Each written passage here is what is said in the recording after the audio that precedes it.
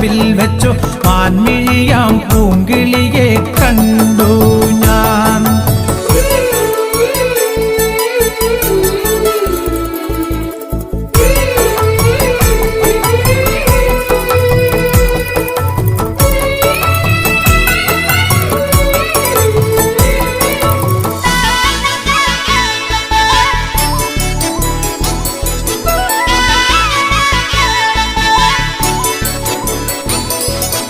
ഇണങ്ങാൻ പിന്നെ ഇണങ്ങാൻ കുഞ്ഞു ചങ്ങാലിപ്രാവായി നീ അരികെ എന്റെ സഖിയായി വന്നു ചേരുന്ന